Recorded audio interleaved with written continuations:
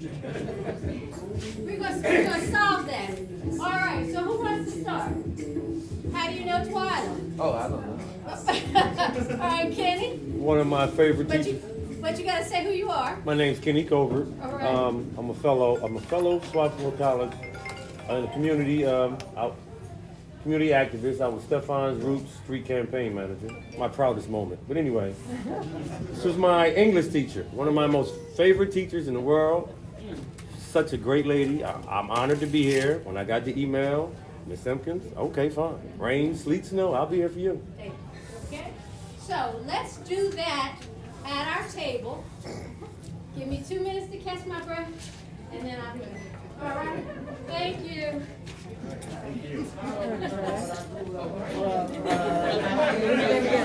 Kenny. Sylvia, nice to meet you.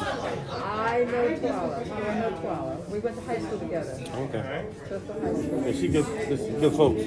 She really get she taught us like that was our mom. Like she was like our mom teacher. Those were the almost my school teacher as well. That's how we taught. That's right. She taught us like we was her kids. I just always seemed to know her, but I think I met her through my sister, who was one of her students. And I work a lot with her. I'm Jay Francis. And I work. She had the museum, and I had a lot of collectible stuff. I started collecting newspaper articles when Chester High first won the basketball state championship. Yeah, so and I kept moving around my house. I said, I'm gonna give it to Twyla. I don't know. When did you start keeping it? What year did you start? The first year they won a state championship, I saved every article leading up to that championship. 83. So I had all the articles from every newspaper I could find with the stories about the state championship. The reason why I asked my brother to play Eddie Swain. What's your brother? My brother's name is Sebastian. Jenny. Yeah. Oh, yeah. I'm his twin. He played in 7th. Yeah. I was in school when he was there. Yeah. I followed them when they played Biddy League, when they went home to Biddy League championship. One thing about that thing, my first experience of watching them play. Stop watching my stuff and trying to find it. In a state championship game. The game was over in 2 minutes. That team just plug it up. Oh no! Listen, man. My man, thank you, sir. I appreciate I remember Jameer Nelson was later. Thank you. Jameer Nelson was My younger. God. Thank you. Oh, man, 50 grand. they had some boys tall enough, but it just didn't pan out. I mean, well, Jameer Nelson had the perfect personality. That's what helped him out a lot. I mean, he can play ball, but I mean, you can name so many more that were probably should have been there, before him. From Texas? Huh? From Texas? Oh yeah, yeah. Oh yeah, this is city of wasting talent. Oh, in the world. Jameer would not probably rank in the top 10 if he went over their career. You right. But he made it because. I'm sorry, I'm going to call you up. He's the most successful, not the best. Yeah. Would you agree? Yeah. Well, Terry Evans didn't play he didn't go to high school, right? Terry went to He just got put back on the G League team last week. But he started playing high school ball in 8th grade. Okay. By the time he was in 10th grade, he public school, he couldn't play anymore. And who's the power forward? Who's the younger guy who is still around the throat now? Who's that? Rondé? Yeah, Ronnie Ellis. Did Ronnie Ellis go to Chester High School? Yes. There's a lot of them playing overseas. Now, Rondé's even overseas. Like Darren Govins was really good. I think he might even still be playing. Like so, he was overseas for years. Really good. Why But is since that then- Darren Govins might be better than Jameer? Oh, yeah. What you think from the eye test? Well, it was just a perfect storm for him, and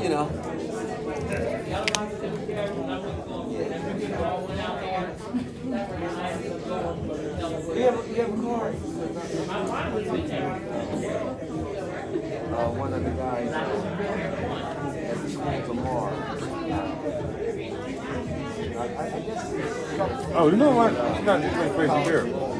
I got to call you. at And, school district, like at I asked him. I gotta start You carrying. drink, you look like I that. have not been Yeah, you look like that. I couldn't forget him. I'm glad I seen you. You look like I mean, I met with Dr. Parkinson and good stuff, man. You drink that I'm right leaving with Dr. Person with it. now. Okay, go over. I think we're red stripe or something. God damn, bro. You look like.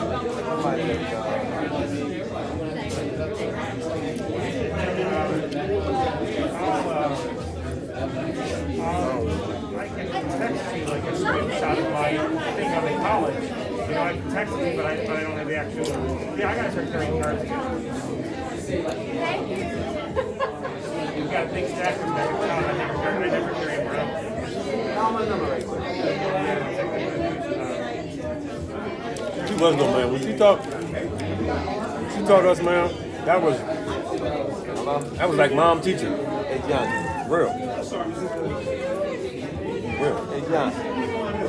I'm in a meeting. What's going on? Yes. Wait a minute.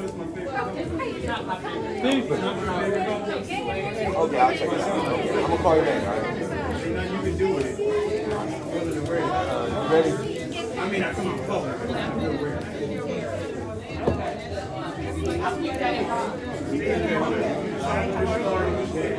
302. How are you? How we doing? Congratulations.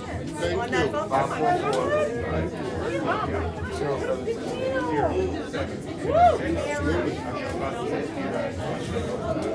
What I missed? Thank you. Congratulations on what you did. I knew you did something. What I missed. Huh?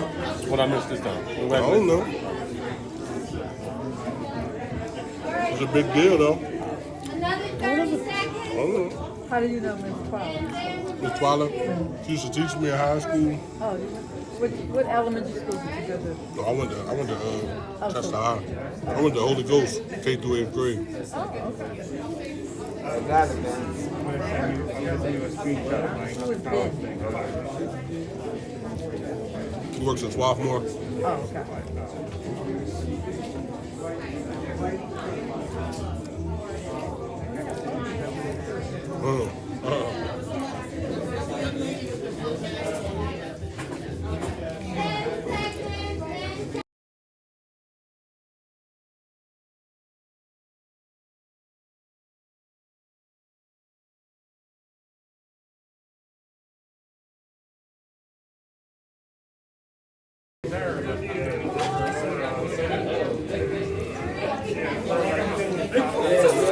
It's so funny. You know what? Popped up on my screen. Carl might be born in the environment. Carl might be born in the environment. I mean, Mike. And thank you. You know what I'm saying? You worried about Stephon winning? Right. It's So, different because it's I feel the love. broader. That's One of the things that Just the city of has Chester. carried me through many years of my life it's just the is city of having a Chester that pulled variety around. of family and friends. And I have a whole I'm bunch done of talking to you different niggas. groups of people, because like my family sister is always doing stuff. So I guess I am. So I have some family here, raise your hands. I have friends here, raise your hands. I have former students here, raise your hands. I have colleagues from the history collecting business. How's that? Okay. All right. I'm working with Widener and I'm working with Swarthmore. Where are those buddies? I'm All sorry. right. I have sorority sisters here. I have and I have a book club member who's also my sorority sister and considered active for years. And did I leave anyone else that did not raise their hand? You know what? So, with all of that, I just say thank you. Welcome. Thank you for coming out. We're going to open with a small prayer from Nikki Davis, who is my sorority sister. She also works at Widener, and she is also an ordained minister. All right, then we're going to turn the program over to the MC.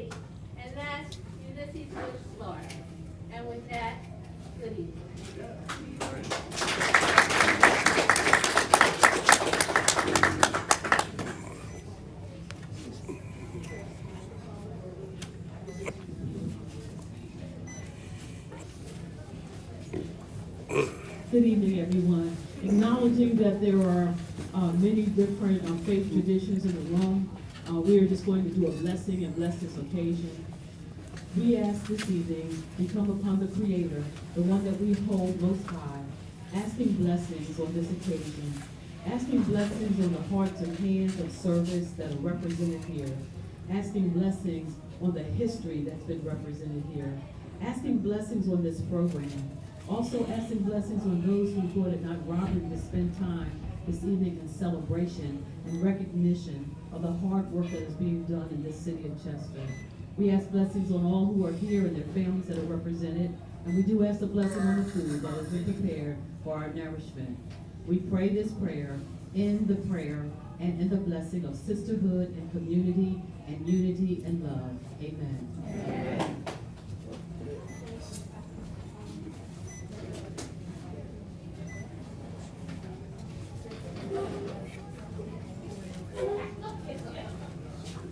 That's true. So knocked off. Hey everybody, I am Ulysses and I'm Bush. I'm wearing two name tags. Some people call me this one. If you're on that side, stay on that side. Those who are on this side, you can stay on this side. I wanted to answer the question of how I know Twyla, because I met Twyla back in '96, I'm sure it was. And I married one of her sorors, Monique Hills. And at that wedding, I was told, and Mickey was there too, that not only was I marrying Monique, but I was marrying all of them as well. And although Monique and I decided to go our separate ways, you all are still my wives. So I just wanted to get that together before we went home. Still got about 4 wives. I see. I'm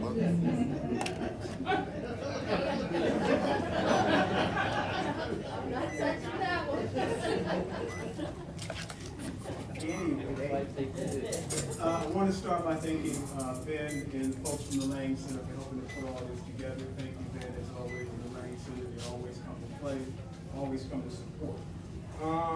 This is the Yes Center Chester Women of Change Makers inaugural event. And we want to get right into it. We're going to start inviting those change makers up here to have their say.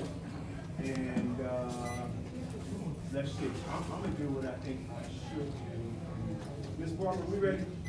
She's got her first. About to eat.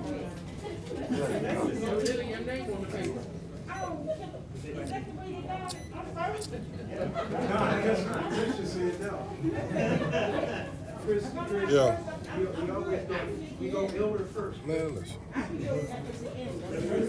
We go Zoom first. In this day and age, pardon me, we go Zoom first in this day and age. And so if you can hang on a second there, I'll be right with you. So we're going to go to Zoom, and I think I see up there Christian Motley Ball. You there, Christian? Oh, hey, can we hear her? Hey, I'm sorry. What's up, Christian? You're up. Hi, everybody.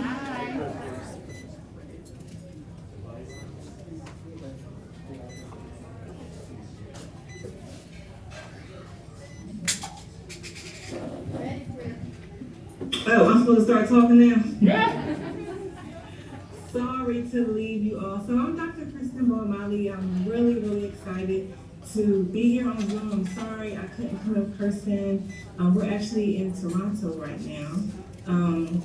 But I was really honored to have been asked to participate in this wonderful project. When Ms. Simpkins originally asked me, I really didn't know what I was going to share. I knew that I needed to reflect on my experience in being an activist, is what she said. And I never considered myself to be an activist, so I didn't know what I was going to say. But I just know that our people suffer from health challenges that are largely preventable, like heart attacks and strokes and certain cancers. And I have just wanted to do something about that since I graduated from pharmacy school. So through my work, I have helped people along the way, and so I guess somehow that makes me an activist. And so I always like to stress that I don't do any of the work that I do alone. I have to recognize my family, my husband, and my children who give up a lot of their time so that I can do this work. My parents and my sister, my cousins, friends, and family, they've been amazing. So although you may see or hear about me, it is a whole village behind me helping to make sure that I can do the things that help the community. And so thanks to Simpkins again for asking me to participate. Thanks for all of your hard work and making sure that Chester is recognized for all of its greatness. So thanks, everybody.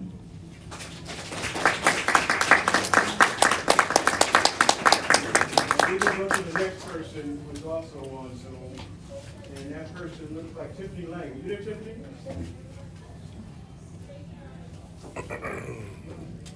She might be on her lunch meal up there. Hi. Hey, you're up. Hi. Thank you so much for having me here. It's such a pleasure, such a blessing. And I just want to thank you so much for all the work that you do. Ms. T is absolutely remarkable and commendable, and I'm grateful that I've met you. So the work that I do also is really focused on really helping our community in a way that will help the next generation. My idea when I think of the work that I do is hoping really like 20 years from now to see a whole change, in our communities, because, my work is really focused on investing in our children through the work I do with Debbie and Dave.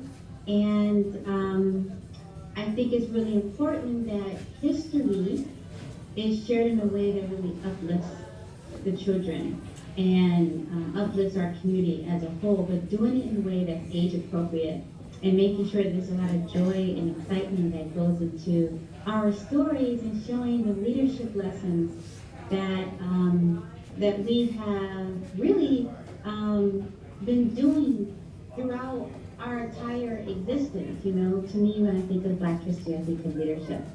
And I just want to remind people of that and to make sure that we give students the strength and the courage and the inspiration and everything wonderful that comes with all the remarkable things that our ancestors have done before us.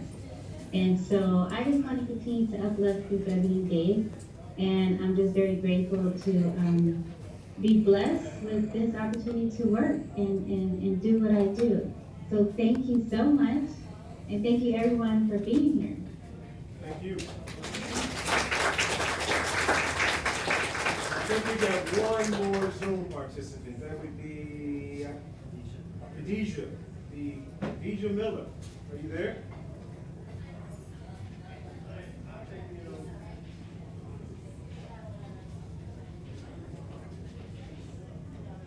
Good evening. I'm driving. I was hoping that everyone would socialize just like 5 more minutes. So I apologize, but I, like Dr. Motley and Ms. Slade, I appreciate the opportunity to join with you all today. I am in Southeast Virginia, but I spent 10 wonderful years, 10 plus years in the Pennsylvania, Philadelphia, Chester, Northeast area. So I didn't prepare anything to say, so I don't want to ramble, but I do appreciate the opportunity of getting to know the phenomenal Twyla Simpkins. She's a ball of energy, and to work with her and Christopher and Naomi has been a pleasure.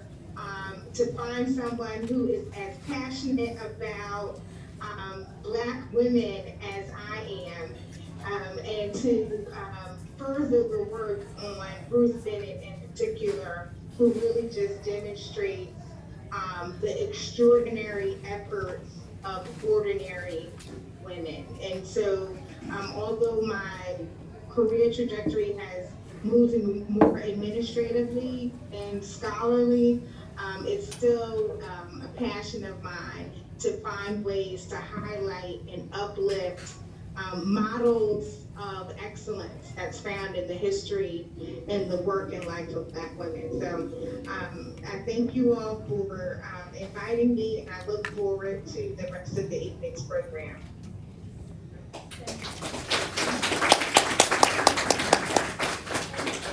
Let me interject, because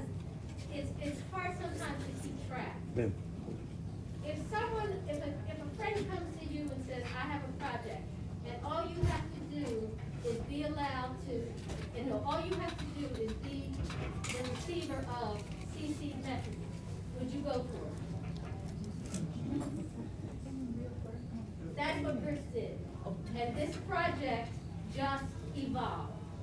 In doing his research, he found a woman whose dissertation, Khadijah Miller, mentioned Miss Bennett.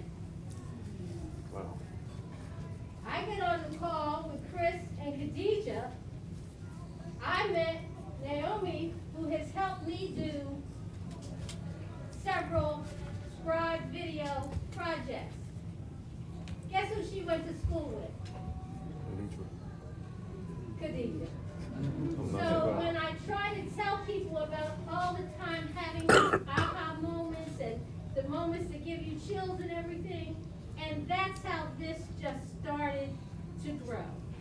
And so when we were, I think, at a Chester Fellows meeting, Chester Swarthmore Fellows meeting, and we just asked for people who you thought would share their story of things that they've done in the city. And that's how we got names. And we invited those people to share their story. And of the 30 or 40 we contacted, we got 10 stories.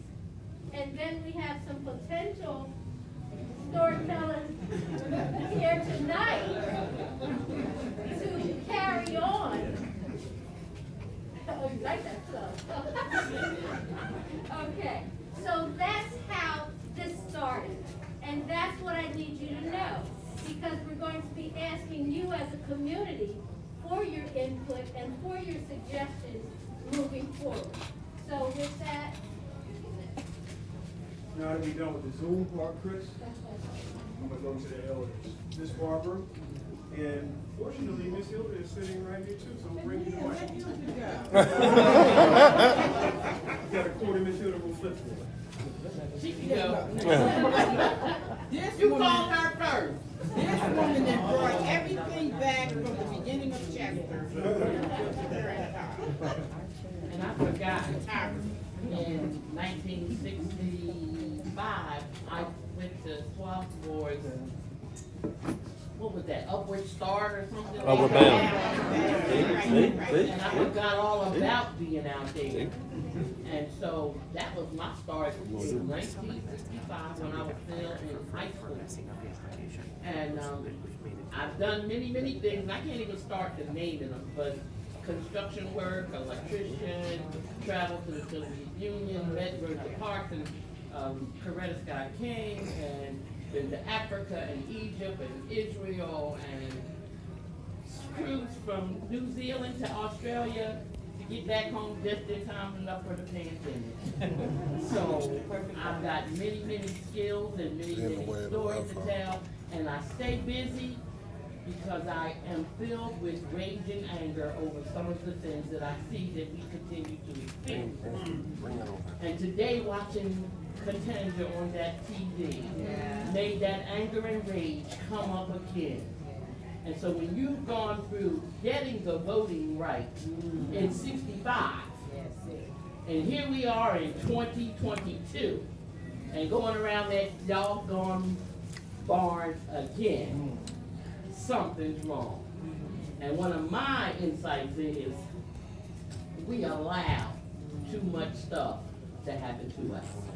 Thank you, Ms. Hilda.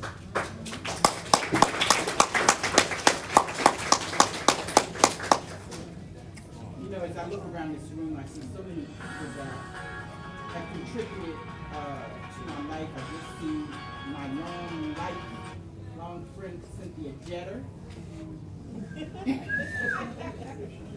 who is part of the family of public housing. We built Bennett homes, and I was from the Moken Village. But I thought about today as I was sharing with Hilda, because Hilda, she worked with us on some projects even as we were doing some of our construction items when we were revitalizing the Chester public housing. And I thought about Hilda Naylor.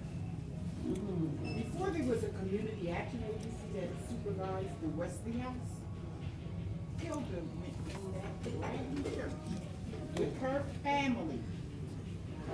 Okay? It's a Methodist church, that's correct. And they cleaned that place out and they began to take people off of the street. And she stayed there with them.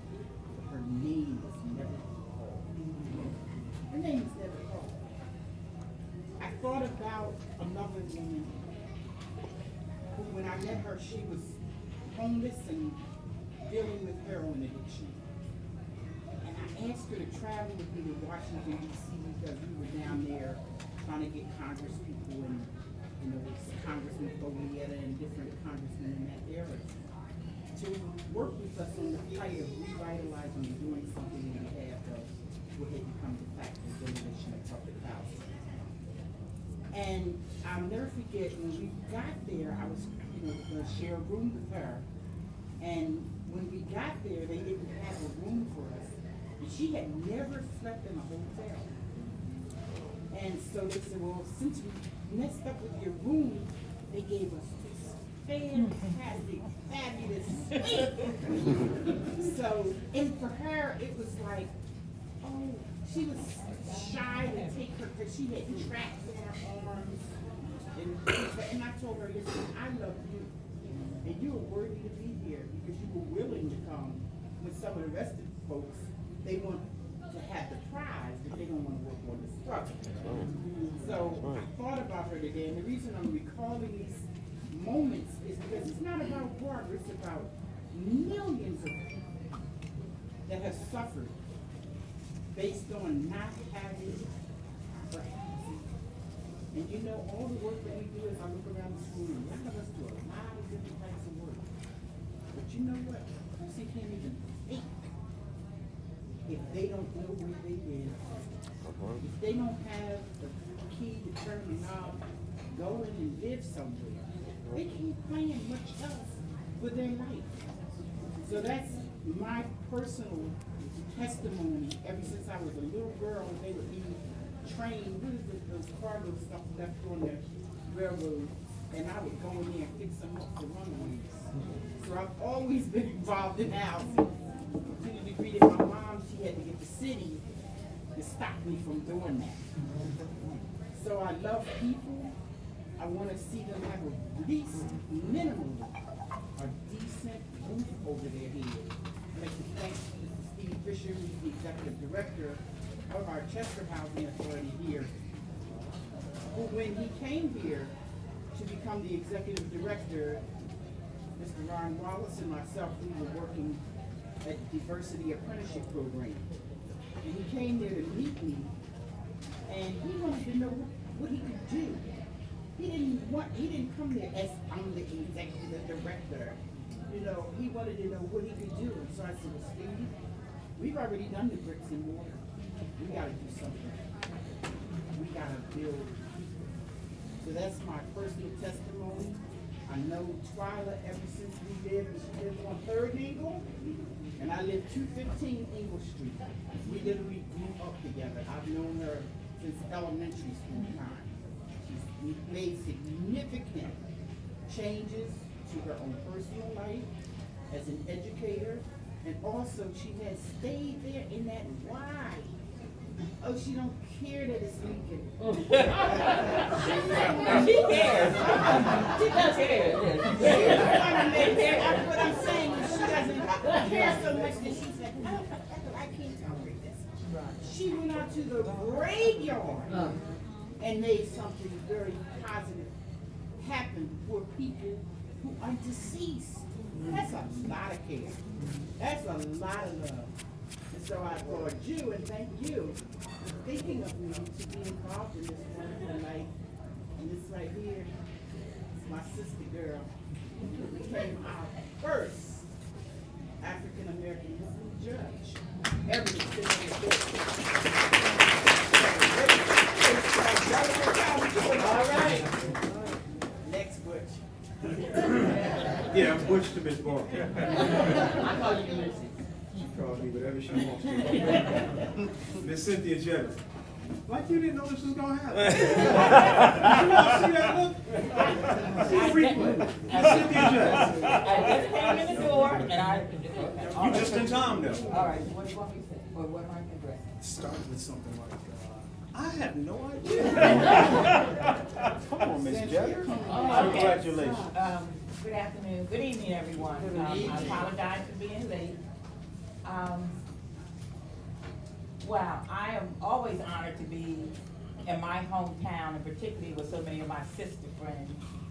And for me, it has been a very bumpy road in many ways to find my way back to Chester. So I try to emulate what I would like to see other people do, come back. Because there's so much knowledge and skill and ability with all of the individuals that have left that were part of our class, you know, and people since then.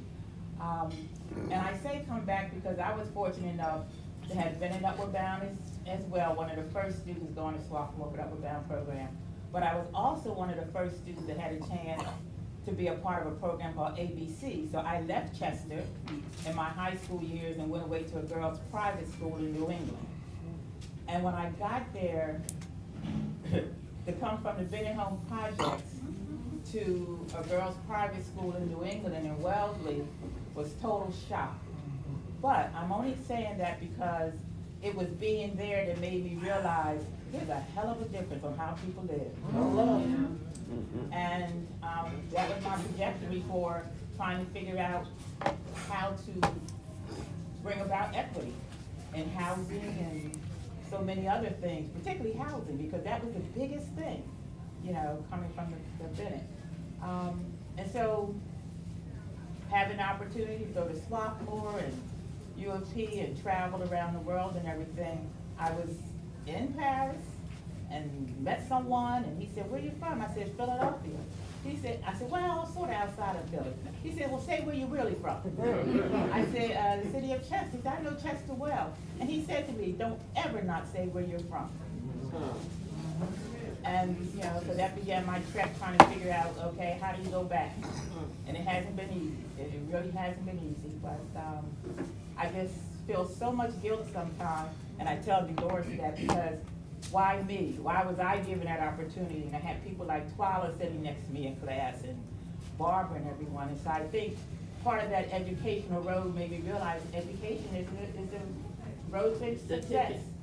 And so that's why, you know, the College Access Center or tutoring programs or CAP or Upward Bound, we try so hard to make people understand opportunity. But opportunity only comes when you have knowledge. You know, people say, "Oh, it's out there," but how do I get to it? You know, explain it and things. So I'm excited to be here, and congratulations to all the other ladies, and I look forward to the next round.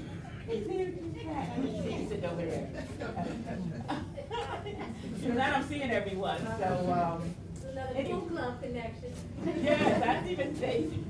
So, thank you, everyone.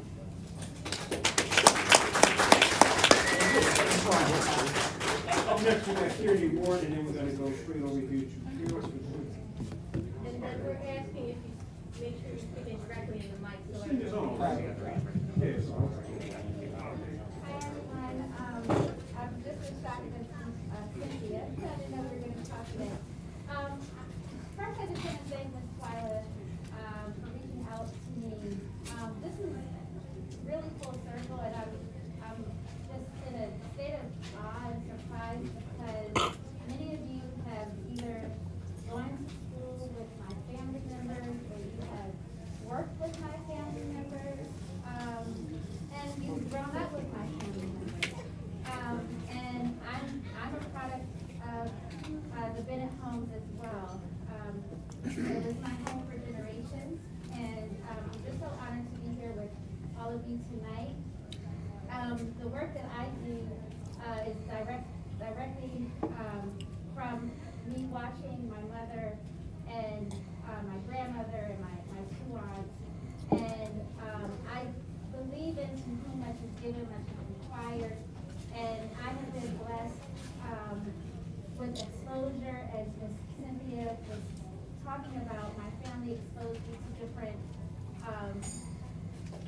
different styles of living and different environments. And because of that, I too became very angry after realizing the disparities in recreational activities and food. And so that is why I do the work that I do, disparities in healthcare. And also, Chester is my home. I have a love for the people here, a love for the children here. And so my purpose in life is to assist others in activating their life.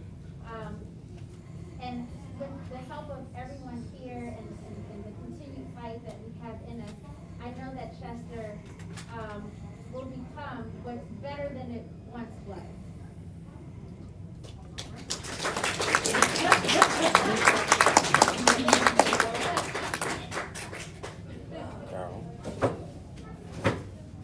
Good evening, everyone.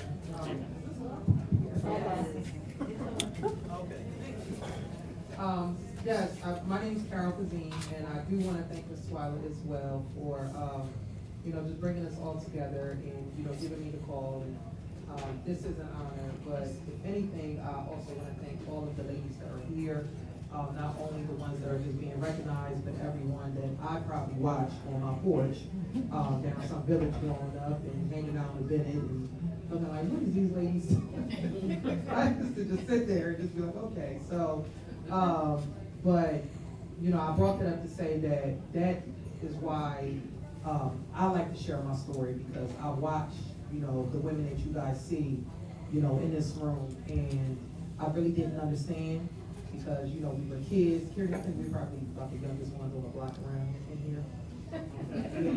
Yeah, we are. Yeah, we pretty much, well, we watched them. So, her down a bit, I'm so villain. We're watching, and it really played a factor into who I am today, the woman that I am today.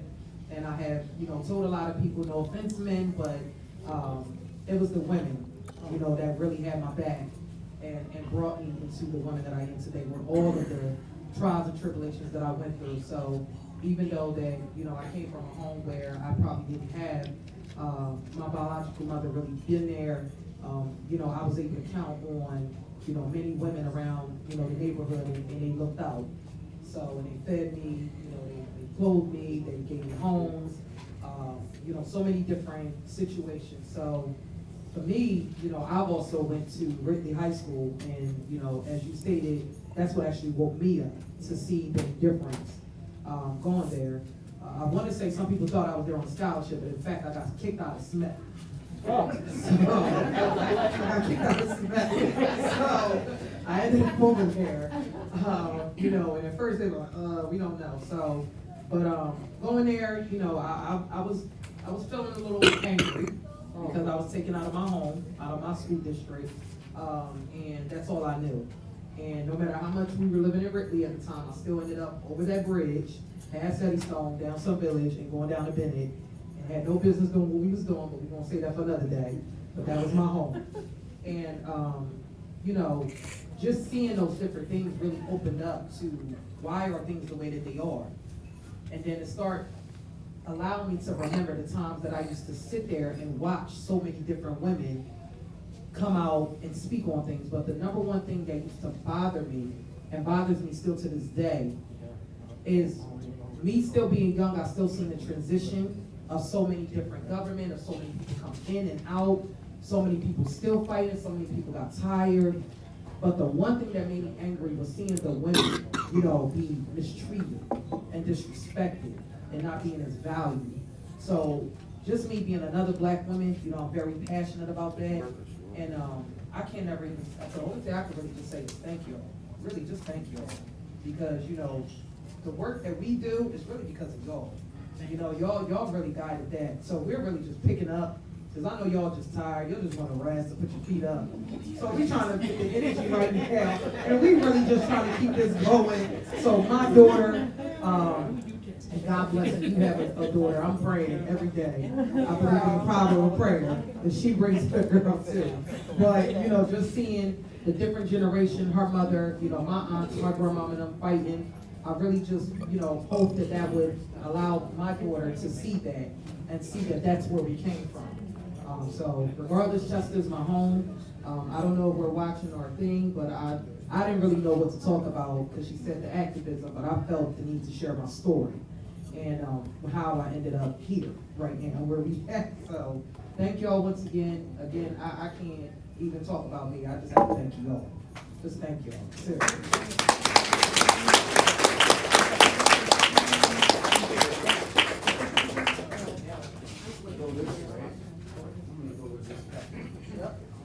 She did the same thing you did. Like, y'all knew where y'all was going. Here we go, Miss Pat. Okay. And then we'll go straight over here, so you ready, Terry? We're gonna go right over here again, so ain't no surprises, okay? First of all, I just want to thank Twyla for just being a part of my life. She had my daughter in school, and we had a rough time, Twyla and I. Our relationship, because you know, as parents, we fight for our children. And I didn't understand, and Twyla was strong. She was determined to stand on her principles and the way she felt. And no matter how I felt about it, she didn't change. She hung on in there, and after over the years, we have built a very good relationship. So thank you, Twyla, and thank you for hanging in there. And no matter how hard-headed I was, I had to learn that my daughter was having issues, and that she had to deal with what was going on in her life. And so I thank you for being the woman that you were and the teacher that you were. So I respect you for that. It's really great. Wow. I'm a girl from the Fairground Project, so y'all talk about what projects came from. I'm a Fairground girl. And there's no more. I came from a great family. I had 7 of them. I had 5 brothers and sisters that lived in this 2-bedroom house, and it was the best time. In one bathroom, and it was the best of times. My parents worked hard, and they took great care of us, and I'm grateful for my mom. I just lost my mom in April of last year. She was 6 months shy of 100. Wow. So I'm always grateful to God that He gave me the opportunity to be with my mom for 67 years. It's a lot of people can't say that. You know, they say my mom didn't die when I was 10 or 20 or 25. But for me to have my mom until I was 67, it's a blessing. I'm an activist in my own way. I started being an activist when I was in college. I went to HBCU at Virginia State College, and we were always Black Power.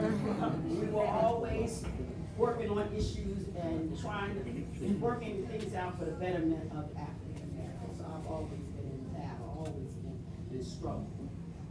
But my life changed in 2004 because my son was murdered 1 block down from 20th and H.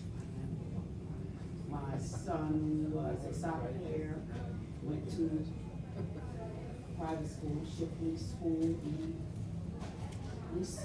We sacrificed everything for him to have the best, because it was a soccer player, no soccer team in the city of Chester. So his interest was, Mom, I gotta play in a high school league for me to go to college.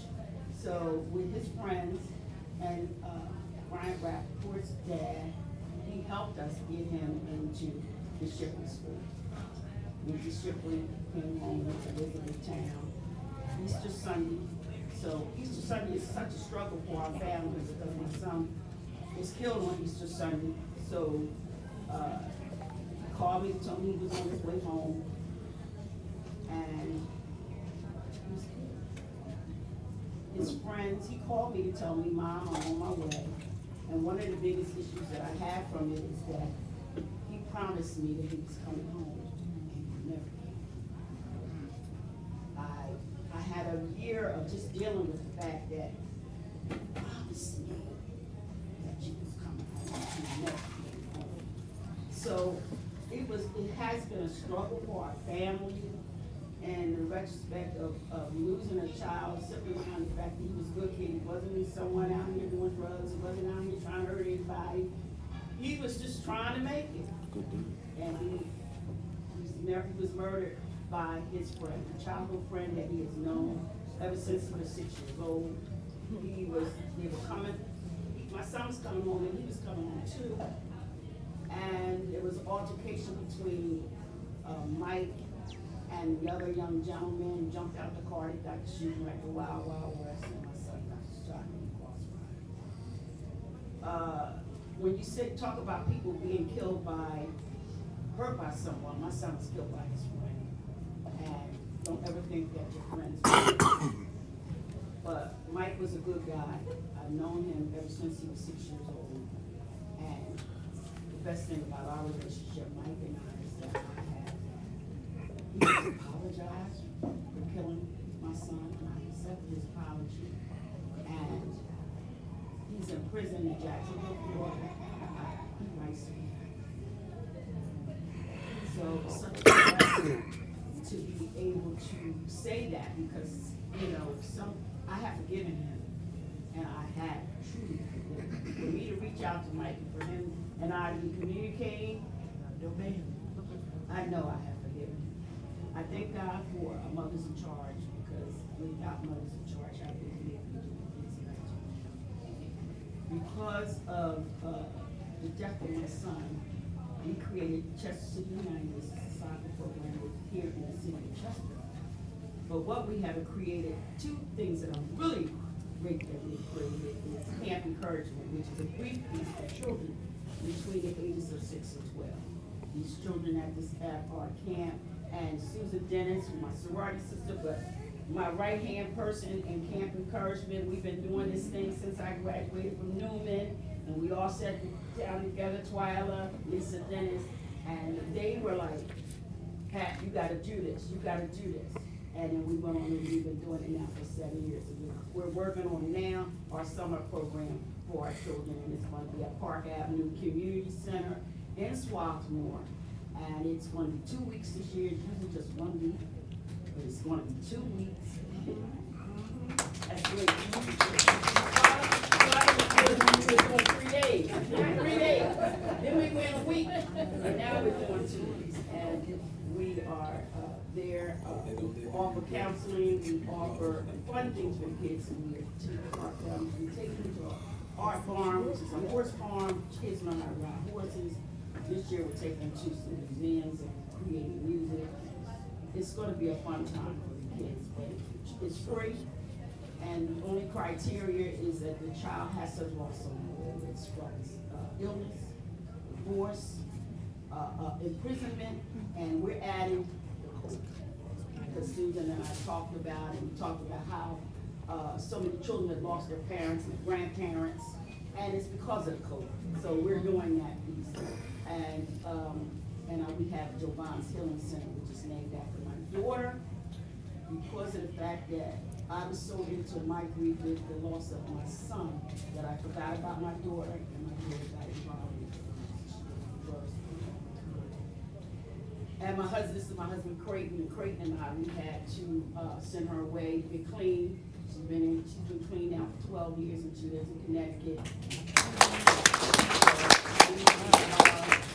We created Jovan's Healing Center, which is a grief. It's a place where adults can come and talk about it. We do it every second Tuesday, and it's just we have someone to just come and just give you an opportunity to talk about your loss.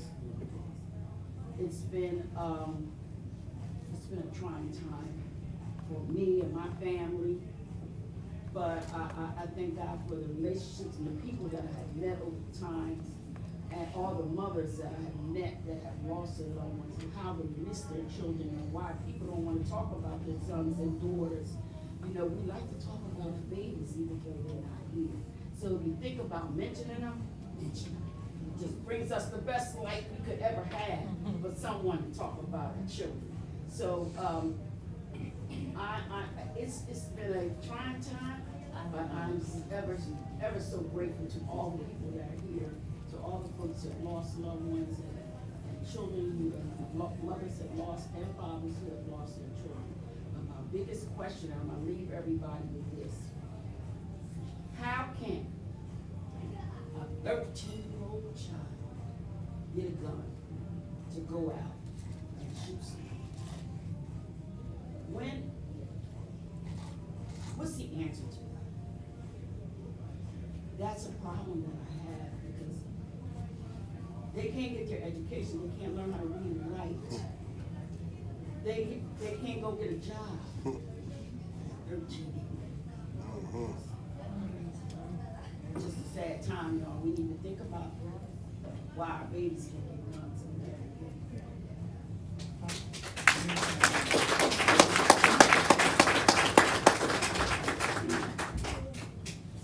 Greetings, everyone. I am Sister Tara.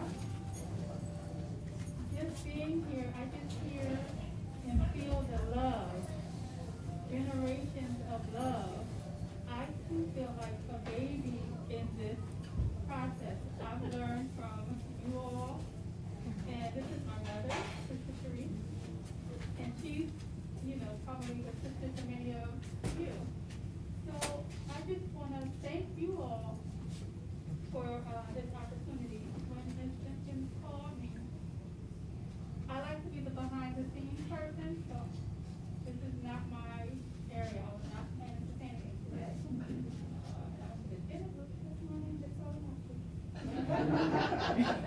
But it's a blessing to be here and to have an opportunity to get fellowship with others that are in the struggle, the journey of love, the journey of life, and just supporting one another. I wasn't really going to share this, but Trippin made me think about it, or thought it to mind. I too lost a brother in 2008 to fire.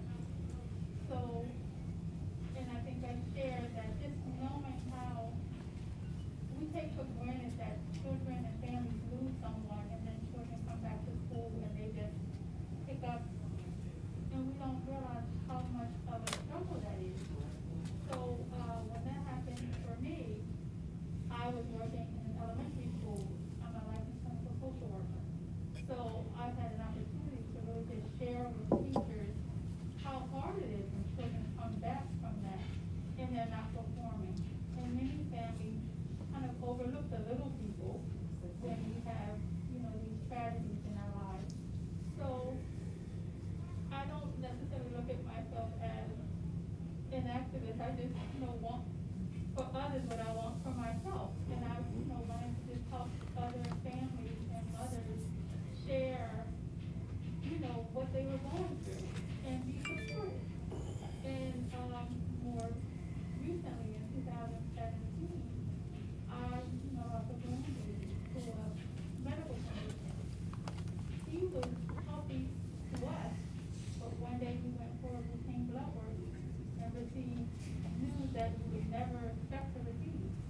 And, I helped my daughter through that tragedy of parents having to make decisions for someone that looked so well, but was really sick inside.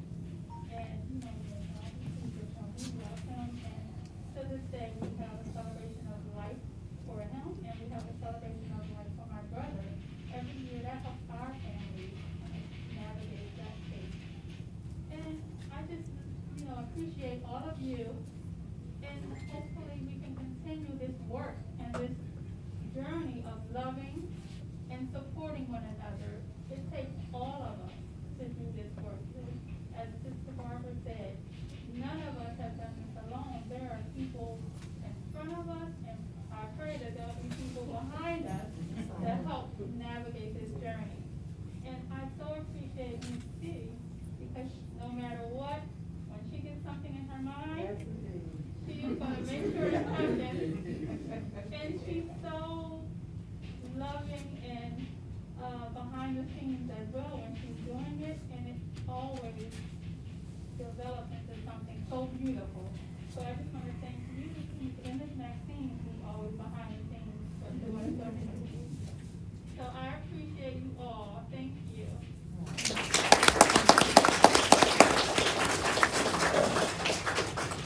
Can we give one more round of applause for all of the women?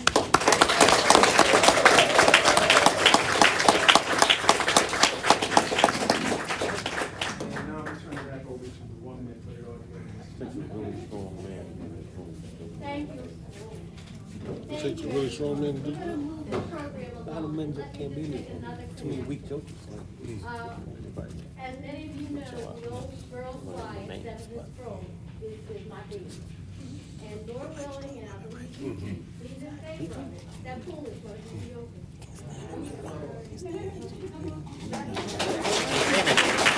Thank you. And so, the next step of this project is to take this inaugural group of women and memorialize them in mural form on the back of our center. Come on.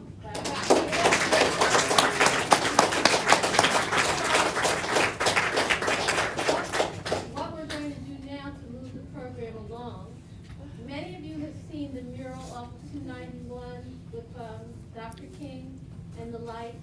Well, the muralist who was responsible for that is going to talk to us briefly and explain the mural process. Because then we'll be reaching out to you to get ideas on how to move this project forward, and how do we bring additional storytellers in, and how do we include additional people into that mural. And we don't, well, we'll include some men folks. But that's the idea, to get that mural completed. And because many people don't realize that basically it's on the corner. And if you cross the street, you're in Westchester. And if you cross the other side, you're in East Chester. And what better way to unify our city by doing something historically accurate and have it commemorative in the center of our city. So with that, I'm going to ask if you'll go a table or a few people at a time, and please begin to enjoy the repast while Paul Downey talks to us about the mural process. After Paul talks with us about that and you finish nibbling and everything, we're going to actually witness history in the making. Miss Daisy, raise your hand. Hi, Miss Daisy. All right. Daisy Century. If you Google her, you'll learn a lot. But after you see her live historical interpretation this evening, you will remember her for sure. And with that, we will then transition into the first premiere of the latest Tent Sister documentary that was completed. And we will have closing remarks, and we thank you for coming out. Everybody okay? Mm-hmm. All right, so with Great. that, then we will start, Paul. Hi, Paul. Okay, and then please, feel free to eat. And we're talking briefly about murals. So what I'd like you to do is just introduce yourself and give a little background on your expertise, and then share with us the concept and more of the logistics of generating a mural, if you would.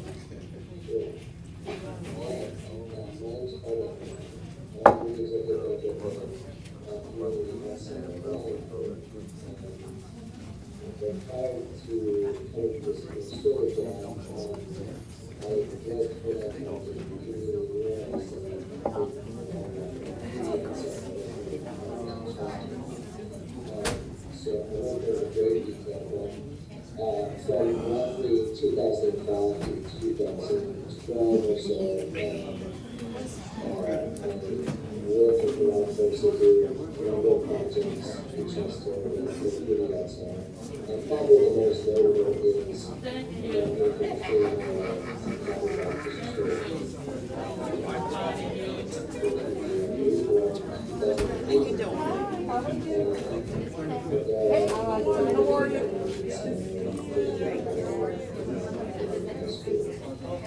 So that's kind of my background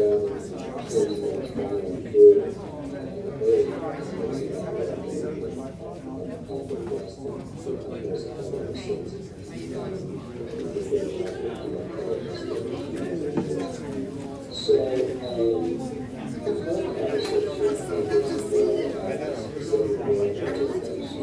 It's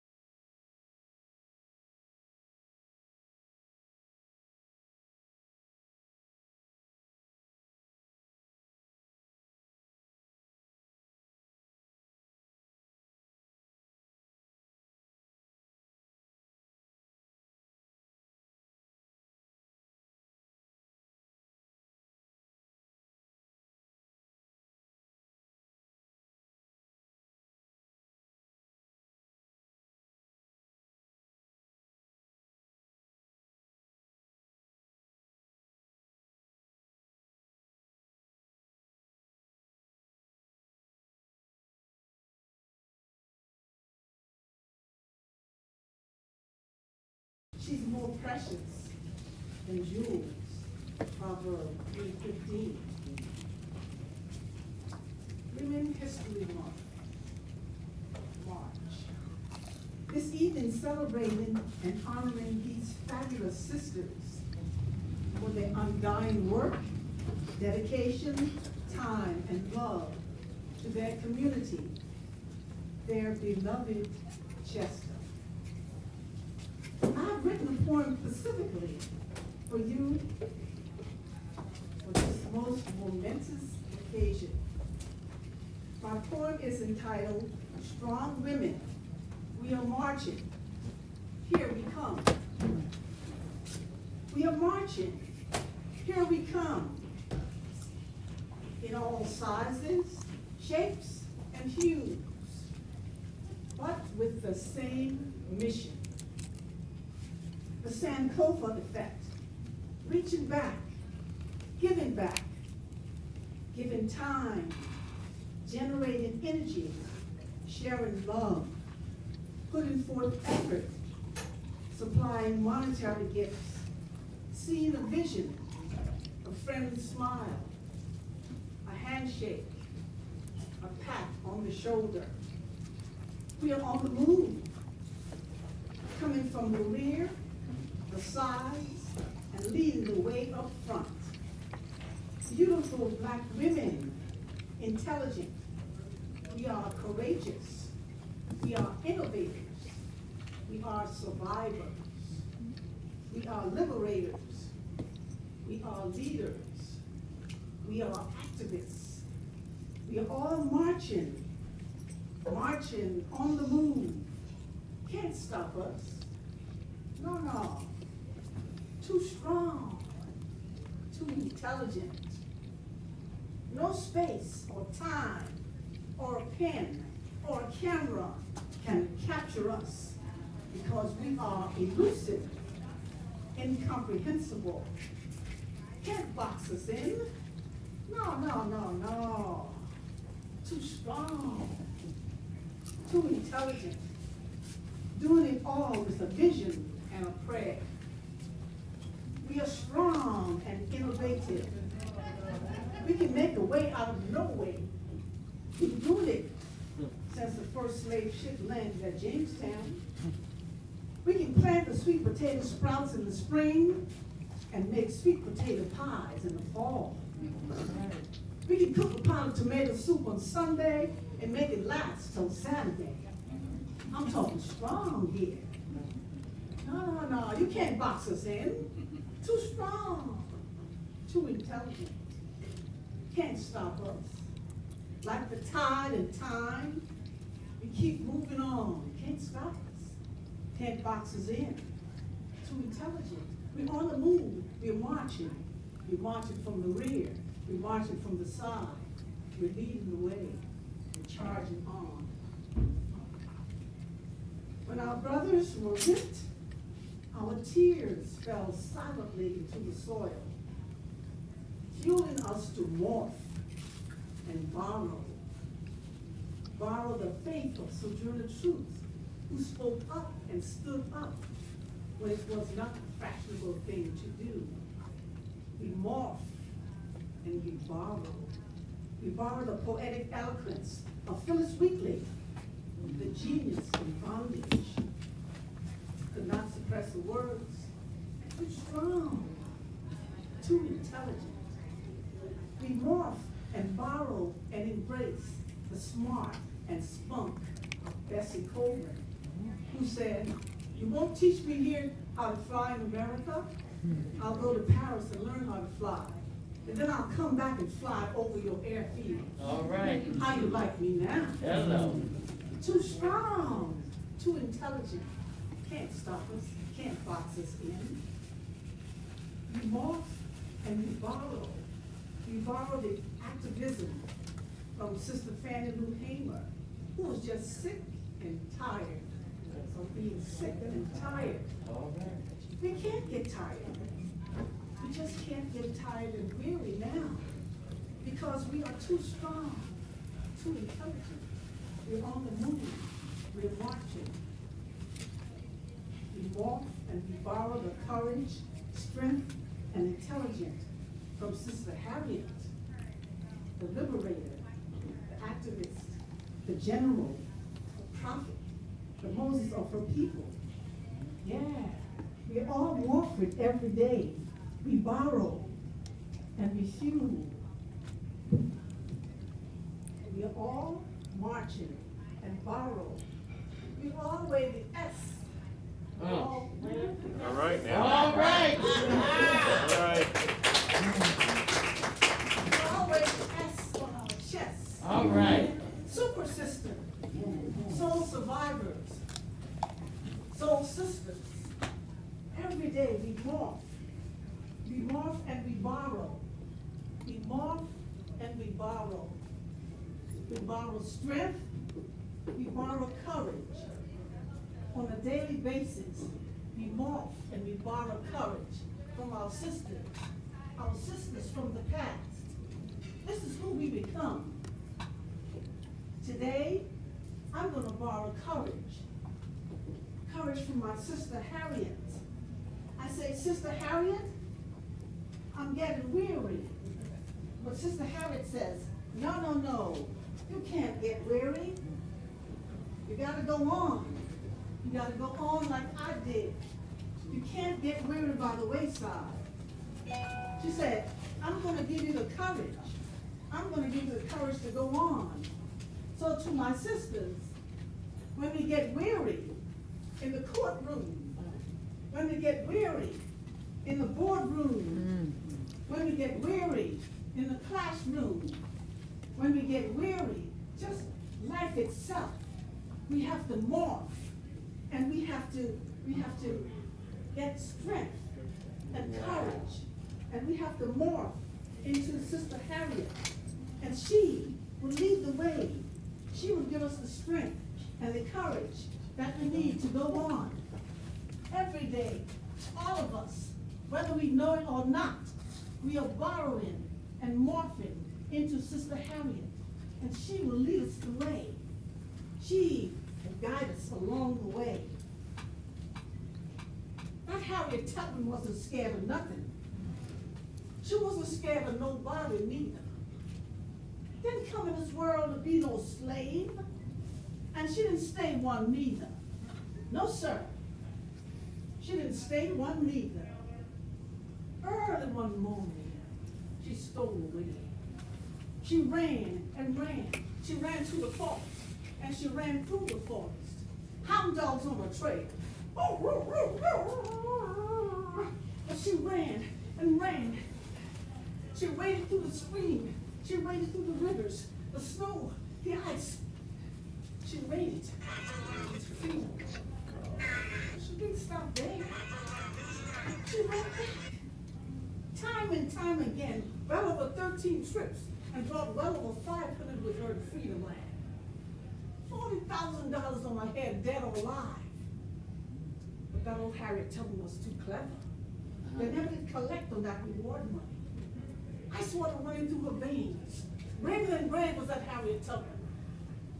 She was known to the slaves as Moses. She was known to the abolitionists as the prophet. She was known to the Union soldiers as General Tubman. Now I figure in this life I'm for two things. Either death or freedom. If I can't have one, I'll have the other. Now, I found out they were going to sell me, but I wasn't going to wait for them to sell me. I told my brothers, I said, meet me, 3 o'clock in the morning, down by that big oak tree, you know the place. You all going with me? I said, yeah, we going with you, Mitzi. I said, all right, let's go. My brothers come. I said, you ready? Let's go. I said, Mitzi, no. Mitzi, you're too scared, Mitzi. I said, don't you think I'm scared too? My heart's beating so fast, I don't know if I'm going to go the right way. I'm going to be all alone at night in the swamp. And I know what's going to happen if they catch me. I know what's going to happen. I said, Minty, the ropes fell on the tree from the last person, Minty. That's what they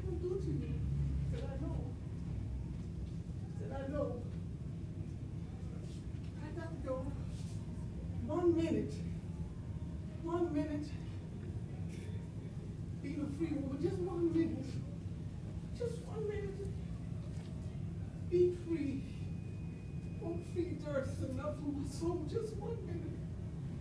I got to go. I promise I'm coming back for you. I'm coming back. I'm coming back. I'm coming back. I'm coming back. So I ran off. Oh, I went through Dover. I went through Wilmington. Went through Chester. Went to the marshes into Philadelphia. Oh, that's Philadelphia. But I come back. William Still. He can read and write real good, did my heart good. Told him everything. He said, I can tell you, people come up with me and everything, but I ain't gonna tell you the way I come. That's gonna be me and God. I ain't telling nobody. Oh, freedom was good. Freedom was good up in Philadelphia. Nobody chasing me, nobody beating me. People walking around all dressed up and nice. Oh, freedom was good. After about 3 months or so, they said, Harriet, got that look in your eye. No, you're not going back, Harriet. They want you real bad, Harriet. $40,000. Please don't go back. So I got to go back. I promised my brothers I'll come back for them. Well, mom and dad back there, I gotta go back and get them. And hundreds of other folks who want to be free. I know the way. I can bring you to Freedom Land. I said, Harriet, please, no, Harriet. You can go into New Jersey, into New York, into Canada, where you'll truly be free. Please don't go back. You got to go back. I can't stay up here and enjoy freedom and get back there a slave. I can't do it. I got to go back. I ain't free till they're free. God will guide my footsteps. I got to go back. So they gave me food and clothes and water and money. I take that money sometimes to bribe the ferryman to take me across the river. Sometimes to give the conductor and let me ride in the boxcar. And so I did. I went back and I would tell them, if you want to be free, you come with me. Man, woman, boy, girl, baby, don't matter. You come with me and I'll take you to Freedom Land. But one thing you got to know up front, no one's going to turn back. No one's going to turn back. You go with me and you're going to go all the way to Freedom Land. No one's going to go back. I said, all right, let's get ready for our journey. I said, all right, Miss Tupper, what should we pack? I said, well, only pack things that you can carry on the back. Gotta leave your hands free. Pull someone along. Gotta leave your hands free in case you gotta climb. Nothing can be on you. My daddy gave me a big knife, so I packed my knife. So all right, you have to go. Had a smaller knife, put that in my boots. Daddy gave me an old pistol. I had an old pistol packed. So all right, now we ready to go. Everybody ready? All right, it's time to be ready.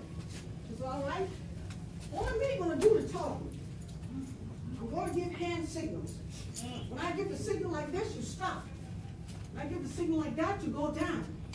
And I don't mean just scoop down, you're gonna lay down on the dirt. I give the signal this way, we go. Everybody got that? Said, got that, Miss Tubman. Said, all right, let's go. We're walking along. All of a sudden you hear the hound dogs. I said, come on, y'all. The hound dogs getting too close.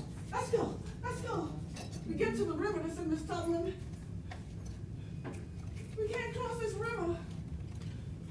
I said, we can cross this river. So I got to cross it first and let them know we can cross it. So I cross the river. I go to the middle of the river, which is the deepest part. Sometimes the water come all the way almost to my nose. I said, we can cross this. We can cross this. Come on. Go on across. I'll take care of the hound dogs. I get black pepper. I sprinkle it all around. Hound dogs can't pick up the trail with black pepper. That hound dog go round in circles. That hound dog starts to sneeze. That hound dog don't know which way to go. So yo, go on across the river. Sprinkle black pepper all around. Then I make lots of tracks from the river to the forest. From the river to the forest. See, that way, it looks like we're all going from the river to the forest. When we actually crossing the river. That old Harriet Tubman is too clever, I tell you. She never take the same route twice. She would go around in circles. She said, that's what I do. Keep them off my trail. Some of the people with her said, old lady, you lost. You ought to been around this tree here 3 times. You bring us out here, find you lost, they're gonna catch us and take us all back. I might as well just go on back. I said, mister, you make one more step, that's gonna be your last. All right. I would go right up to him. I said, all right, what's it gonna be? What's it gonna be? I believe I can make you, Miss Tubman. All right. I thought so. Now, no one's gonna go back telling us which way we're going. I'd rather kill you dead right here on the spot, knowing you died trying to get to freedom, than to let you go back there and die as a slave. I'm the conductor of this here Underground Railroad. You were passengers. All these years, I never run a train off the track, never lost a passenger, and knew it would be the first one. Now, come on. All we gotta do is get across that river. Freedom is on the other side of that river. Let's go. Come on, y'all. Come on, y'all. We gotta cross the river. We're walking through mud. I'm picking off the leech, mosquitoes, and the poison ivy. My daddy's voice says, listen, Minty. Listen to the forest. The leaves are not moving on the trees. I don't hear a cricket. I don't hear a frog. It's too quiet. So I go way up. Slave catch is waiting for us in the clearing. The river's behind us, slave catch is there. So all right, he was one way to go. We gotta go this way. Now if I thought that little baby's gonna make a sound, my daddy told me about the herb, the little red blossom. Put on that baby's gum, put that baby off into a deep sleep. Now some of the women folk, they're so scared, they make more sound than the babies. So I gotta put it on their gum. Everybody, so I get on my belly and I crawl and I drag each one out, one at a time. Drag them out till we all got out. Got to freedom land. Got my brothers and sisters out. Got my mom and daddy, and hundreds of other folks who wanted to be free. Civil War was upon us. With the help of friends, I bought a little house in Auburn, New York. The little children come reading the Bible to me, saying they're calling me Moses, like Moses in the Bible. Oh, that's right, nice, calling me Moses in the Bible. Because you see, that Harriet Tubman wasn't born to be no slave, and she didn't stay one neither. No, sir, she didn't stay one neither. Thank you.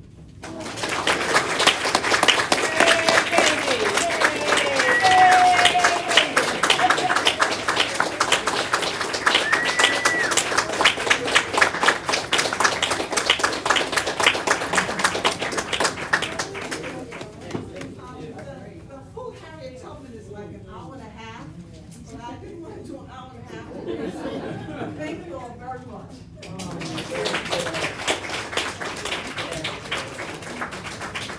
And she's not telling you this, she has 5 or 6 other characters that she does. So, when I present and I have to introduce myself, somebody told me, Google me. Google her, and we'll see, all right? So, we thank you for your time and attention. We're gonna wrap up with just a couple of things. Let's give Ms. Stacy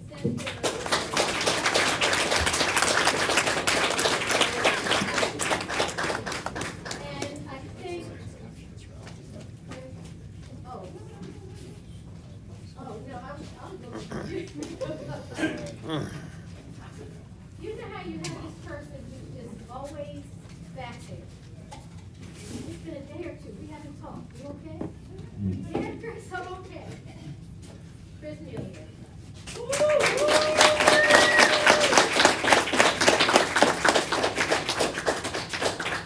And Chris is the one who, because things just weren't happening fast enough, quick enough, whatever, put this website together. And that's what this is for. So it's 2 ways to get to it. I'm doing a shameless plug. YesCenterChester.org. Women's History Month icon. Tap on it. The website opens. Where's the other one, Chris? It's Sony, but you Just know, go there. just go there. All right. So with that, the website is open. It's available, and it has officially been launched. All right.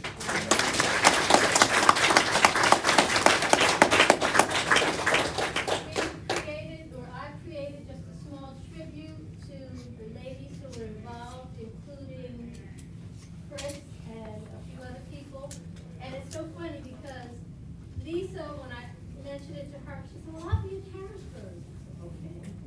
And Cynthia said, well, I want a committee, and this is the first time in years that we've actually met in person. But she managed to make it. So these ladies are still doing it, still busy and active in the community, and we just need to support one another. So I need your input in making recommendations for other storytellers. Don't be shy if you need to tell your story, and it does not have to be grandiose. You just do what you do to support your community. Then let us know. The mural has to evolve, and we need your input and your help. And in the spring, as the weather breaks, we'll be getting together as a community and doing painting. And I'm not sure how many of you saw, but when Paul showed when we were at Widener doing an MLK Day, and we were actually doing the mural. And that's, again, that mural on 291. And then in subsequent MLK days, we have one of MLK, we have one of Miss Sarah, Miss Ruth Bennett, and we have another one of the Obamas. And they hang in the Yes Center. Soon to reopen.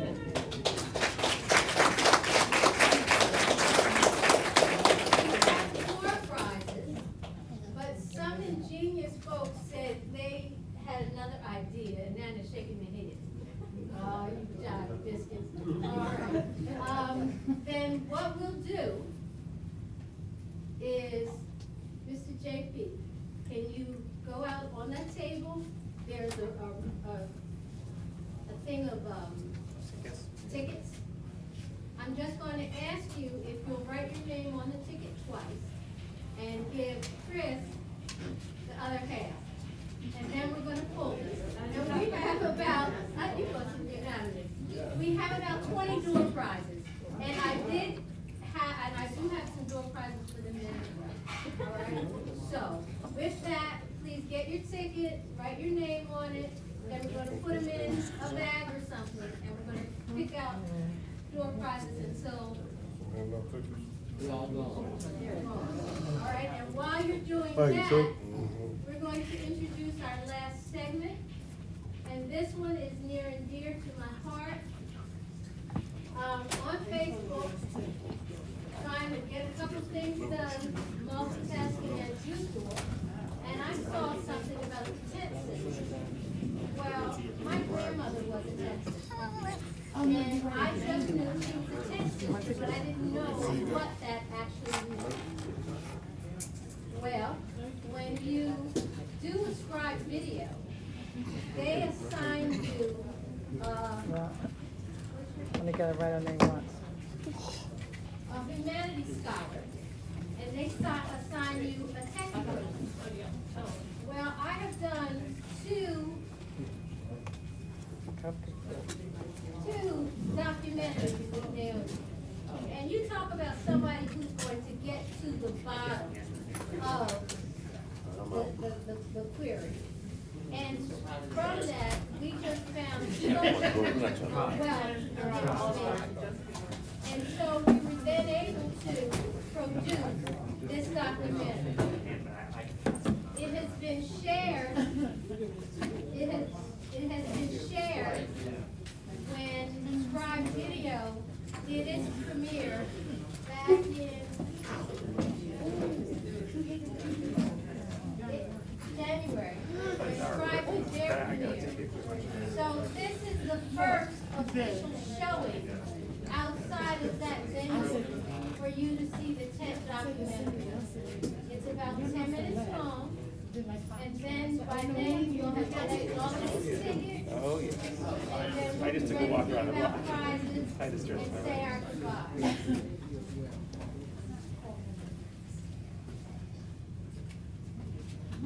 Oh, that's an idea. See, it's not breaking the heads. All right, then, all right, then just write your name on it, and we'll select it. And then we're just gonna pull it, and then you'll know who you are, right? Disabled was talking about had to cancel. The rest of the folks up here. The two students who disabled was So talking about let's had to take, cancel. Oh, okay. So we got him disabled, I mean, She's running around, all right. all right, the bag is, the bag is being passed. All right, and with that, we're going to start the tent documentary, and at its conclusion, we'll do our door prizes, and we'll close out, all right? Born and raised in Chester, Pennsylvania. I was born on February 22nd, 1926. I told him That's bad, yeah. Then it was I think pride is a good word to use. As a child, you don't look on it as pride. It was community. It was great. Here you go.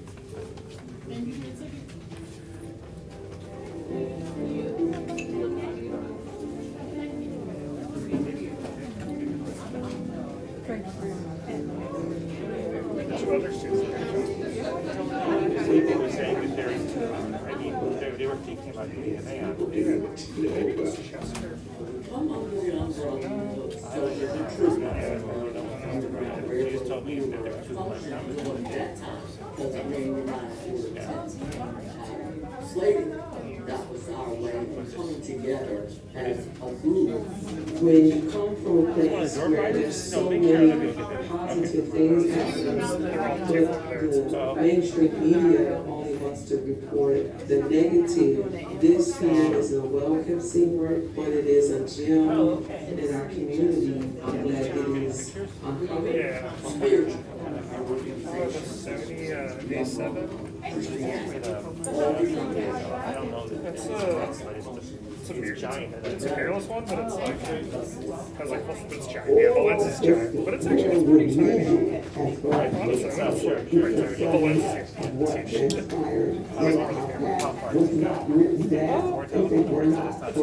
It's like a